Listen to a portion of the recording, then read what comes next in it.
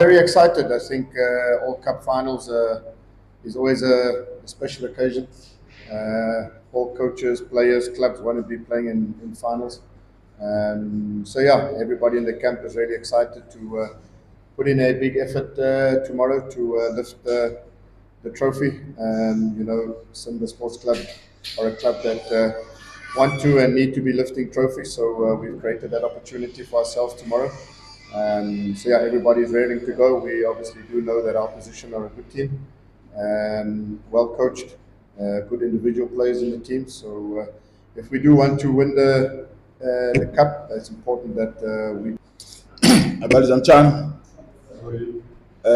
Kwa niaba ya wachezaji na upande wa wachezaji, kwanza tunashukuru Mwenyezi Mungu kwa kuweza kufika Pemba salama. Kila mchezaji yuko vizuri na tuko katika hali nzuri kuelekea katika mchezo wa kesho, na tuna session moja iliyobakia ambayo ni ya mwisho kuelekea katika mchezo wa kesho. Mchezo wa kesho kwetu sisi ni muhimu sana kwa sababu tangu tunaanza mashindano haya tulijiwekea malengo sisi kama wachezaji kuweza kufika finali. Kwa hiyo na sasa tumeweza kufika finali. Kwa hiyo lengo ambalo tuliliweka kufika finali, sasa lengo kuu ni kuweza kuchukua kikombe hicho. Kwa hiyo tutakichukuaje? Ni kufuata strategy ambazo mwalimu ametupa, na tunaendea mchezo huu kwa strategy ipi na kwa nguvu ipi. Kwa hiyo tutajitolea kuhakikisha tunafanya vizuri katika mchezo huu na tuweze kutimiza malengo yetu.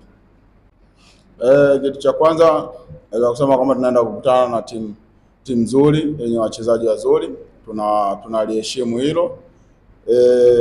Lakini kubwa ambalo hata mwalimu waga anatuambia kwamba washambuliaji wanaweza kushinda mechi, lakini mabeki tunaweza kushinda kikombe. Kwa hiyo sisi mabeki tumejiandaa vizuri kuhakikisha tunashinda kikombe. Ndio maana nimetangulia kusema kwamba mechi hii kwetu sisi ni muhimu sana kwa upande wetu sisi wachezaji, kwa sababu kuna ujumbe mkubwa ambao utakuwepo kwetu sisi, na utakuwa ni ujumbe mzuri sana kwa mashabiki wetu kuweza kuchukua kikombe hichi, kwa sababu sisi tumekuwa na hamu ya kuweza kuchukua kikombe na vile vile wanachama na mashabiki wetu wamekuwa na hamu. Kwa hiyo tumekuja hapa kwa strategy